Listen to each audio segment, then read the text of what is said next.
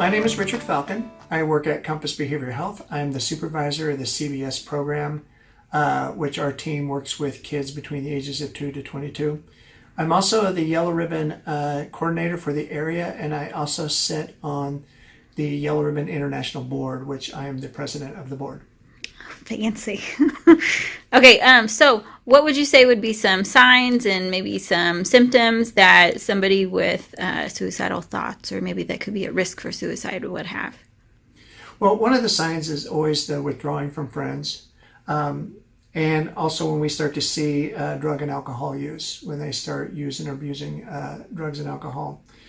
Some other signs that you will notice is they're either sleeping all the time or they can't sleep at nights. And this is one, what we see in a lot of people that are struggling with depression.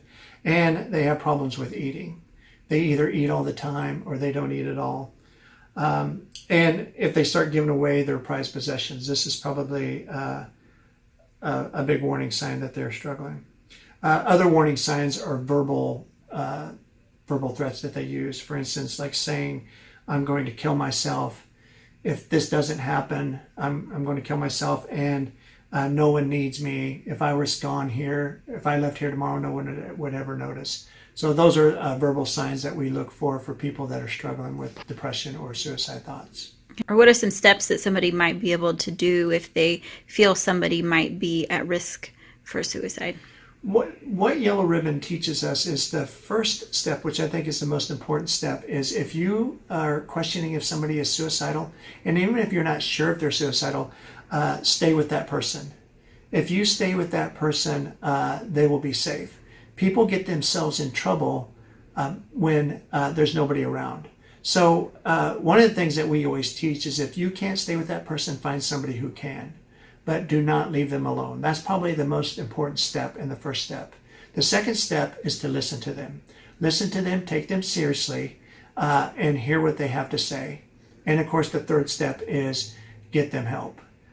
You can use the hotline number. We also have a text number, which a lot of teens like to use instead of the hotline number. And then you can always call Compass Behavioral Health.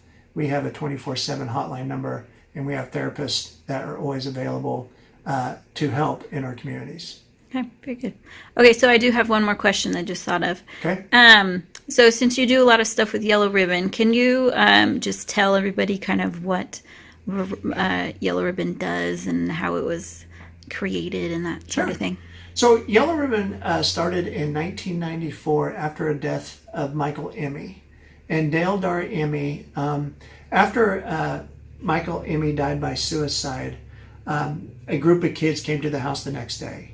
And while they were in the house, there was a group of four to five girls that asked Dale and Dar, what can we do?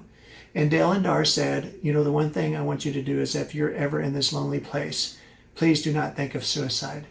Please go get help. So one of the girls took that message and said, I have an idea of how we can help. What if we put on a piece of paper, it's okay to ask for help? And this started the whole Yellow Ribbon program. So the story continues that these girls at Michael's service sent out 500 cards that said it's okay to ask for help. And then came 3 weeks later, and this was happening in Denver, Colorado. 3 weeks later came a girl in Wyoming who got the card, who was thinking about suicide, gave it to her teacher, and they were able to save her life. And this started the whole ripple effect. Mm-hmm. Now this program has growing it is now one of the largest suicide prevention programs in the world. It is now in all 50 states and 47 countries around the world. Oh, wow. And so we have a lot of psychiatrists and doctors from around the world that advise us in the trainings and implementing the program.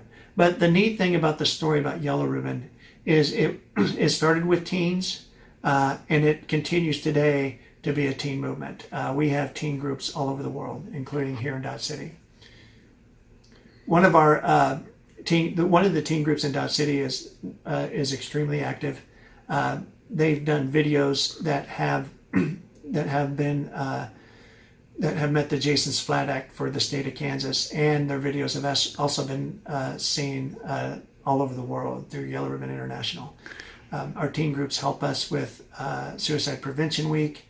and do activities in their schools to help with depression and suicide thoughts. So teen groups are what really has driven Yellow Ribbon. Very good. Okay. Thank you, Richard. You're welcome.